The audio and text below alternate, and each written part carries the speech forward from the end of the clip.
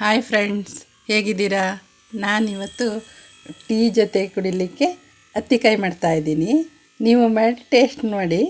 ಅದಕ್ಕೆ ಬೇಕಾಗೋ ಸಾಮಗ್ರಿ ಕಡಲೆ ಹಿಟ್ಟು, ಖಾರದ ಪುಡಿ, ಈರುಳ್ಳಿ, ಮೆಣಸಿನ್ಕಾಯಿ, ರುಚಿಗೆ ಬೇಕಾದಷ್ಟು ಉಪ್ಪು, ಕಡಲೆ ಹಿಟ್ಟು ಒಂದು ಬೌಲ್ನಷ್ಟು ತೊಗೊಂಡಿದ್ದೀನಿ. ಅದಕ್ಕೆ ಸ್ವಲ್ಪ ಜೀರಿಗೆ, ಖಾರ ಪುಡಿ ತೊಗೊಂಡಿದ್ದೀನಿ. ಖಾರ ಪುಡಿ, ಹಸಿಮೆಣಸು ಎರಡೂ ತಗೊಂಡಿನಿ ಟೇಸ್ಟ್ ಆಗುತ್ತೆ ಅಂತ. ಸ್ವಲ್ಪ ಸೋಡಾ ತಗೊಂಡಿನಿ, ಅಡುಗೆ ಸೋಡಾ. ಕಡಲೆ ಹಿಟ್ಟಿಗೆ ನೀಟಾಗಿ ಸಾಣಿಸೋದಂತ ಜಡಿ ಹಿಡ್ಕೊಂಡು ಇಟ್ಕೊಂಡಿದ್ದೀನಿ. ಅದಕ್ಕೆ ಉಪ್ಪು ಹಾಕ್ತಾಯಿದ್ದೀನಿ. ಸ್ವಲ್ಪ ಉಪ್ಪು ನಮಗೆ ರುಚಿಗೆ ಎಷ್ಟು ಬೇಕು ಅಷ್ಟು ಹಾಕ್ಕೊಬೇಕು. ಜೀರಿಗೆ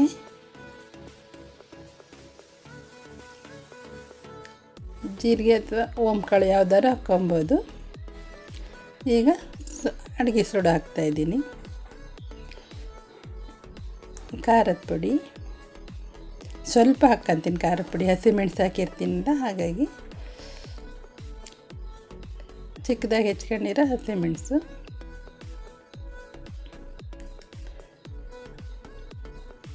ಇದನ್ನು ಮಿಕ್ಸ್ ಮಾಡ್ಕೊಳ್ಳೋಣ. ನೀರು ಹಾಕೋಕ್ಕಿಂತ ಮುಂಚೆನೇ ಮಿಕ್ಸ್ ಮಾಡ್ಕೊಂಡ್ರೆ ನೀಟಾಗಿ ಮಿಕ್ಸ್ ಆಗುತ್ತೆ ಎಲ್ಲನ.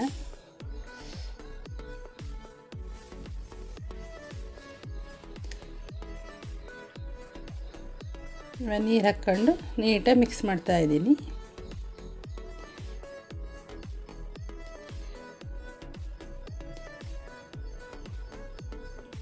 ಫುಲ್ ನೀಟಾಗಿ ಮಿಕ್ಸ್ ಆಗೋಂಗೆ ಮಾಡ್ಕೊಬೇಕು.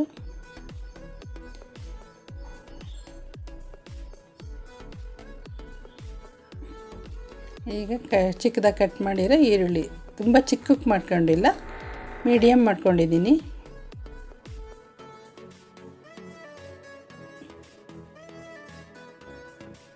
ಈಗ ಇದು ಚೆನ್ನಾಗಿ ಮಿಕ್ಸ್ ಮಾಡ್ಕೊಳ್ಳೋಣ. ಇದಿಲ್ಲಿ ಮಿಕ್ಸ್ ಮಾಡ್ಕೊಳ್ಳೋಕಷ್ಟರಲ್ಲಿ ಅಲ್ಲಿ ಗ್ಯಾಸ್ ಮೇಲೆ ನಾನು ಎಣ್ಣೆ ಕಾಯ್ಲಿಕ್ಕೆ ಇಟ್ಕೊಂಡಿನಿ, ಇದನ್ನು ಕರಿಲಿಕ್ಕೆ. ಈಗ ರೆಡಿಯಾಗಿದೆ ಹಿಟ್ಟು ಫುಲ್ಲು ಕಲಸಿ. ಈಗ ಆಯಿಲ್ ಬಿಸಿ ಆಗತ್ತು. ಇದಕ್ಕೊಂದು ಸ್ವಲ್ಪ ಬಿಸಿ ಆಯಿಲ್ ಹಾಕ್ಕೊಳ್ಳೋಣ. ಹಾಕ್ಕೊಂಡು ಚೆನ್ನಾಗಿ ಮಿಕ್ಸ್ ಮಾಡ್ಕೊಬೇಕು.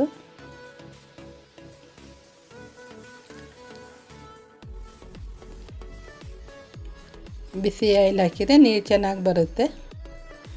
ಫುಲ್ ಮಿಕ್ಸ್ ಮಾಡ್ಕೊಳ್ತಾ ಇದ್ದೀನಿ.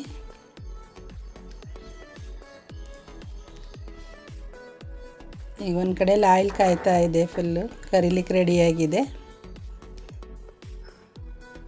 ಈಗ ಕೈಗೆ ಸ್ವಲ್ಪ ನೀರು ಹಚ್ಕೊಂಡು ಚಿಕ್ಕದಾಗಿ ನಮಗೆ ಎಷ್ಟು ಗಾತ್ರ ಬೇಕು ಅಷ್ಟು ಹಾಕಿ ಕರಿಯೋದು.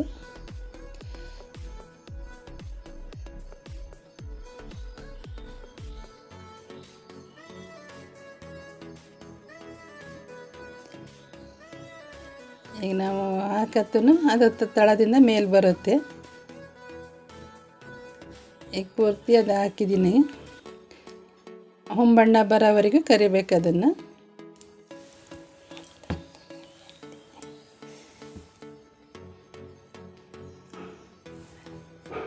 ನಾವು ಆಯಿಲ್ ಸ್ವಲ್ಪ ಇಟ್ಟರೆ ಸ್ವಲ್ಪ ಹಾಕಬೇಕು. ನಾನು ಜಾಸ್ತಿ ಆಯಿಲ್ ಇಟ್ಕೊಂಡಿದ್ದರಿಂದ ಜಾಸ್ತಿ ಬೋಂಡ ಹಾಕ್ತಾಯಿದ್ದೀನಿ ಅದಕ್ಕೆ.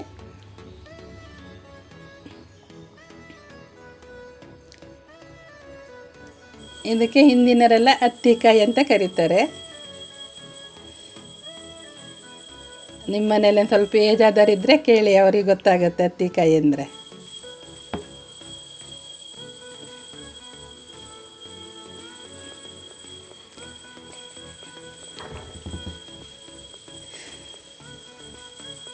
ಈಗ ಫುಲ್ ರೆಡಿಯಾಗಿದೆ.